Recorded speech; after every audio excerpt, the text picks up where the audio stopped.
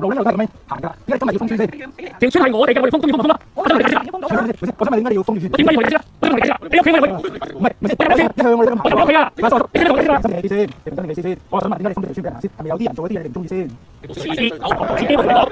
唔係大家唔中意你講啫。我有冇同你講啊？我話俾你遲啲會有一樣嘢，我哋會公開話俾你聽發生咩事。係咪有啲咩事發生咗咧？我真係同你嘥冷氣，我冇臭氣，真係點講？我覺得咧就大家點解你唔俾人哋啲人哋大家都可以講嘅嘛？嚇點解咧？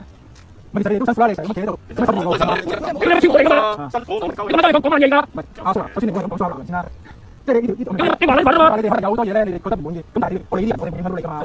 你咪影響緊咯，你影響緊我啦。我影響緊你啲咩咧？因為你衝呢個人，我哋走人頭啊！我你喎，係我想行呢條路。你邊行啊？小路其實你啲村民出入都打單車啦。乜有事啊？乜有事啊？呢條路點解要呢條路嚟嘅先？你啲村入去有班條。你而家條村係你係咪啊？冇話我哋想用呢條路啫。我唔識有人有呢個擁有權，但係可以行㗎嘛？係咪先？即係條馬路個個都要行，但係我唔擁有條馬路嘅馬路可以行。我想問點解先？我有冇走？你想打我先？我想打你㗎。你冇你冇意思我先。我哋冇得點到啊？你冇實力，你點解冒犯性我啦？點你都唔得啦！嗱，我想問點解你俾人行先？咁都係等緊條路。等緊條，我哋唔等啊！你點入去啊？唔係邊個人做生意㗎嘛？我做生意嘅。唔係你唔好咁樣就不想行嘅，真冇嘅。我點解先？我知道你我你喺度做咩啊？我哋嚟出咗你屋企。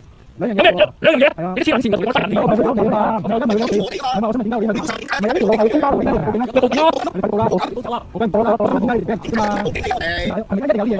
你好簡單，我發現。唔係你報頭路，你報數，報道嚟咁就呢路個個都咁行，今日就話唔俾行。係啊，我覺得俾行得㗎。呢條路係㗎，係你嘅咩？我想呢條係你嘅咩？點解你可以咁樣？點解要咁樣嘅？咁你哋話我哋唔得條路嘛？即係話條路嚟㗎啦。做咩啊？我去啊！即係你話呢條係你㗎，係咪？係做啲咩？呢路嚟嘅，路嚟嘅，呢度係條路嚟嘅。即係我哋條村嘅路。買條唔係喎，呢條路去到位上山咗。上咗。攞俾我，要睇我，我要睇封信俾你㗎。點解我冇手？以後冇俾你㗎。咁而家你憑咩好用啊？我問政府啦，你問我乜用乜啊？政府做嗰啲嘢而家喺度啦，喺度，你問政府咯。咁咪之前政府做嗰啲嘢你唔滿意啊？你冇用啊，叔。嗱，我知道之前咧政府揀咗好多嘢，你走去問政府啦。我哋我哋簡單啫嘛。你唔揾高興咪得投訴政府度。我覺得咧有啲嘢我哋唔滿意政府做嘢。咁咧，你呢個係唔滿意啊？有咩提議咧？冇點解咧？不要解，不要解啊！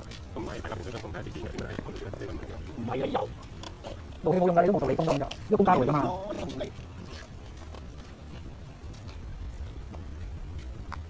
有啦，你